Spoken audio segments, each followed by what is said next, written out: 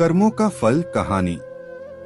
जिस प्रकार से अगर आप कोई चीज आसमान की ओर उछालते हैं तो वह वापस जमीन पर आ जाती है, इसी प्रकार प्रकृति ने भी इंसान के लिए कुछ नियम बनाए। यदि हम अच्छाई करेंगे तो अच्छाई और बुराई करेंगे तो बुराई हम तक वापस लौटकर आती है।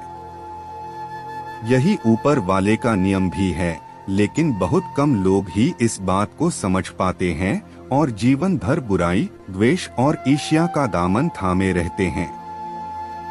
आज आप इसी पर आधारित एक कहानी यहाँ पढ़ेंगे, जिससे आप कुछ न कुछ सीख अवश्य लेंगे। विमला रोज अपने घर के लोगों के लिए खाना पकाती। वह रोज एक रोटी ज्यादा बनाती थी। वह उस रोटी को खिड़की के पास बाहर से रख दिया करती थी। उस रोटी को रोज एक बूढ़ा व्यक्ति उठाकर ले जाया करता था, और जब वह जाता तो वह रोज बोलकर जाता, जो तुम बुराई करोगे वह तुम्हारे पास रहेगी और जो तुम अच्छाई करोगे वह तुम्हारे पास लौटकर अवश्य आएगी, और यह बड़बड़ाते हुए चला जाता।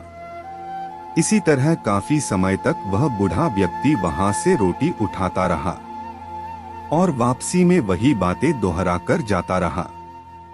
लेकिन विमला कभी उसकी बातों का अर्थ नहीं समझ पाई। अब वह उससे तंग आने लगी। वह सोचती, बजाय दुआ देने के वह बूढ़ा व्यक्ति उल्टा सुल्टा बोलकर चला जाता है। एक दिन क्रोध में आकर उसने इस बूढ़े व्यक्ति से निजात पाने की सोची। अब उसने उस दिन उस रोटी में जहर मिला दिया और वही खिड़की के ऊपर रखने जा रही थी। तभी उसके अंतर मन से आवाज आई कि विमला, तुम यह क्या कर रही हो? अपने अंदर से आई उस अच्छाई की बात से विमला के हाथ कांपने लगे और उसने जल्दी से उस रोटी को चूल्हे में जला दिया और सोचने लगी है, ईश्वर, इतने दिनों से मैं यहाँ एक रोटी रख रही हूँ, लेकिन आज मैं यह क्या करने जा रही थी। फिर उसने एक और रोटी बनाकर वही खिड़की के सहारे रख दी। कुछ देर के बाद वही बूढ़ा व्यक्ति आया और रोटी लेकर रोज की तरह अपनी बातें दोहार कर चला गया। विमला जब भी उस खिड़की पर रोटी रखती तो वह रोज अपने बेटे की सलामती की दुआ मांगती, जो कई महीनों से अपने करियर को बनाने के लिए घर से बाहर गया था। उसी दिन शाम को अचानक से कोई दरवाजा खटखटाता है और जब विमला दरवाजा खोलती है तो वह दरवाजे पर अपने बेटे रामू को पाती है। लेकिन रामू की हालत काफी खराब दिख रही होती है। वह काफी कमजोर और भूखा लग रहा होता है। उसके कपड़े भी फटे हुए होते हैं।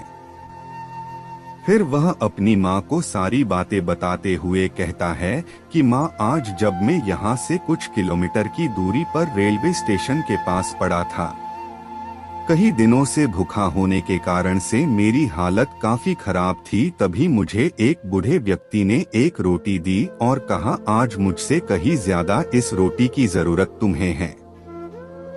और बड़बड़ाने लगा, जो तुम बुराई करोगे वह तुम्हारे पास रहेगी और जो तुम अच्छाई करोगे वह तुम्हारे पास लौटकर अवश्य आएगी।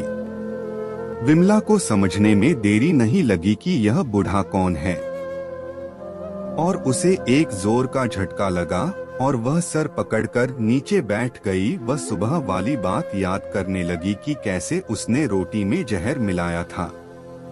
अगर उसने वह रोटी जलाई नहीं होती तो उसका ही बेटा उसके कारण से मर जाता। अब उसको उस बूढ़े व्यक्ति की बातों का अर्थ पूरी तरह से समझ में आ गया था। जो तुम बुराई करोगे वह तुम्हारे पास रहेगी